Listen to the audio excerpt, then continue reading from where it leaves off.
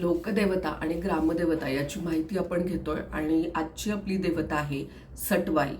सटवाई या नावाविषयी तुम्हाला नक्की माहिती असेल. बऱ्याच वेळेला काही म्हणींमध्ये सुद्धा आपल्याला सटवाईचा उल्लेख दिसतो किंवा सटवाई हे नशिबात माझ्या लिहून गेली किंवा मग तुझ्या पाचवीला काय हे पुजलं होतं का वगैरे अशा पद्धतीचं बऱ्याच वेळेला तुम्ही ऐकलेलं असेल. पण नक्की हा प्रकार काय आहे ते आज आपण बघणार आहोत. कुठल्याही घरामध्ये जेव्हा बाळ जन्माला येतं तेव्हा 5व्या दिवशी त्याची पूजा करायची पद्धत आहे. म्हणजे महाराष्ट्रामध्ये ही पूजा 5व्या दिवशी असते, गुजरातमध्ये ही पूजा 6व्या दिवशी केली जाते आणि ही पूजा असते सटवाईची पूजा.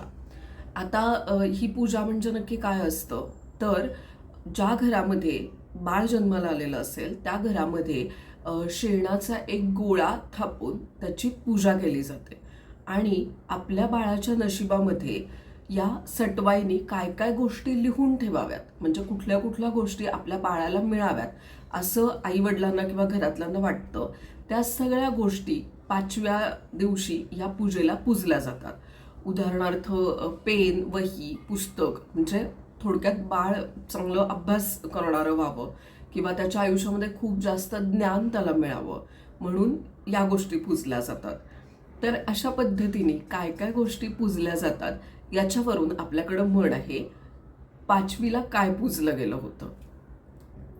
आजकाल डॉक्टर्स बाळगुटी वगैरे बाळाला काही देऊ नका असं सांगतात, असं मी बऱ्याच लोकांकडनं ऐकलंय. पण पूर्वी आपल्याकडं खारीक, वावडिंग, बाळंत शेपा वगैरे असे काय काय गोष्टी एकत्र करून त्याची औषधी गुटी बनवायचे आणि ती गुटी डेली बाळाला थोडी थोडी त्याचं चाटण द्यायचे. तर ही गुटी सुद्धा या 5वीच्या पूजेला पूजली जात होती. आता ही सटवाई म्हणजे नक्की कोण आहे तर सटवाई म्हणजे प्रकृतीचा 6वा अंश असं म्हटलं जातं. म्हणजे काय तर कार्तिकेय किंवा गणपतीचा जो भाऊ होता, पार्वती आणि शंकराचा जो मुलगा होता कार्तिक, तर त्याला 6 ऋषीपत्नींनी सांभाळलेलं होतं आणि या 6 जणी होत्या कृतिका किंवा षष्ठी.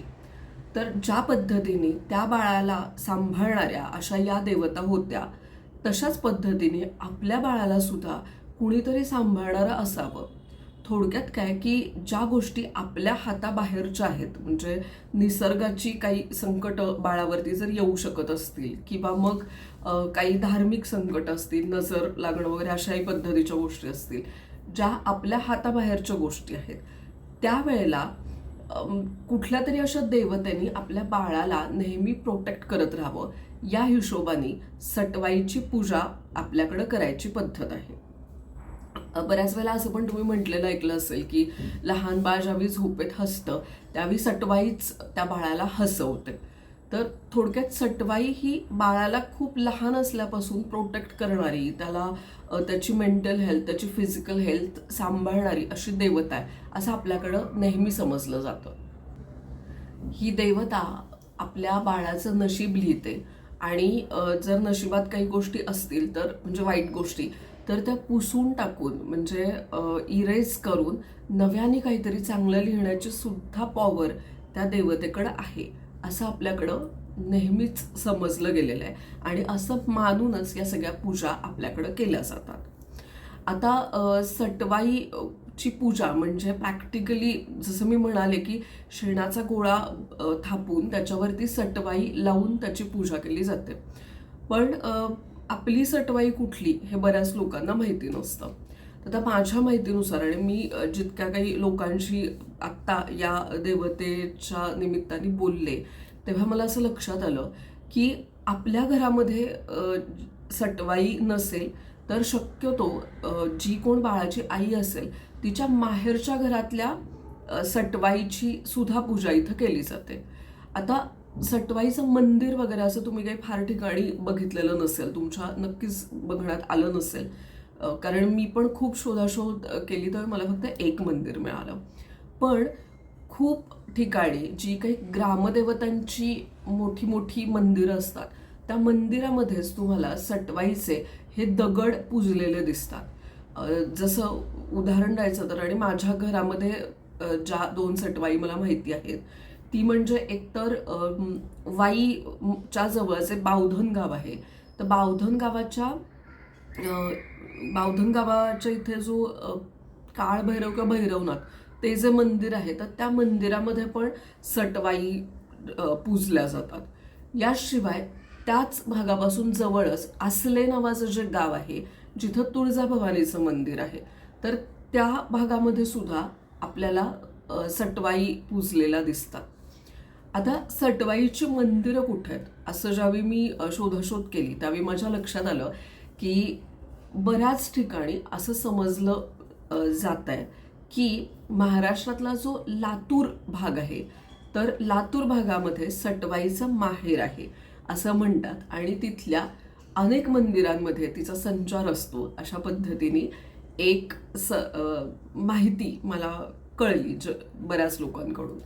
आणि प्रत्यक्ष मंदिर कुठं आहे अशी माहिती जेव्हा मी घ्यायचा प्रयत्न केला, तेव्हा नाशिकच्या जवळ सिन्नर हा जो भाग आहे, त्याच्या इथं श्री क्षेत्र डुबेरे नावाचं जे क्षेत्रस्थान आहे, तिथं सटू आई किंवा सटवाई हे मंदिर तुम्हाला बघायला मिळेल. हे मंदिर कुठलं आहे हे तुम्ही गुगलवरती सुद्धा बघू शकता.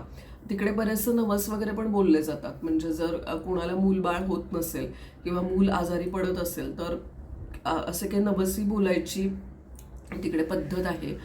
तर असं ते सटवाईचं मंदिर आहे. आता ही पूजा भारतामध्ये बाकी बऱ्याच ठिकाणी केली जाते. गुजरातमध्ये ती 6व्या दिवशी केली जाते, षष्ठीची पूजा असते. आपल्याकडं मात्र ती पूजा 5वीची असते. तर मला मिळालेली साधारण सटवाईची माहिती अशी आहे.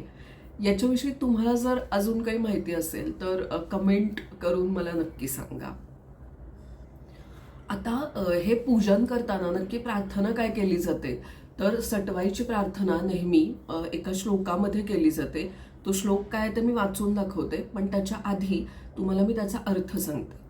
श्लोक साधारण असा आहे की हे षष्ठी देवी, ज्या पद्धतीने तू गौरीपुत्र कार्तिकेयाचं सगळ्या संकटांपासून रक्षण केलंस, तसंच रक्षण माझ्या या बाळाचं सुद्धा ग्रह, भूत, पिशाच, शाकिनी, डाकिनी, योगिनी, साप, नाग ह्या सगळ्यांपासून नक्की कर, माझ्या बाळाला प्रोटेक्ट कर, अशा अर्थाचा हा एक श्लोक आहे.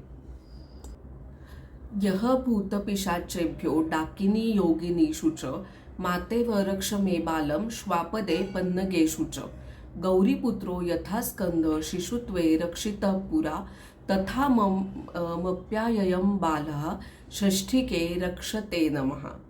असा आहे सटवाईचा श्लोक. जेव्हा कधी हे आपलं बाळ 1.25 महिन्याचं होतं, तेव्हा त्याला सटवाईच्या दर्शनासाठी म्हणून नेलं जातं. आता ही सटवाई जी असते ना, ती नेहमी गावाच्या बाहेरच असते. म्हणजे जेव्हाही कधी ती कुठल्याही मंदिरामध्ये जर तिचे दगड पुजलेले असतील, तर ते शक्यतो मूळ भागापासून बाहेर ठेवलेले असतात. म्हणजे सटवाई ही गावाबाहेर राहणारी देवी आहे.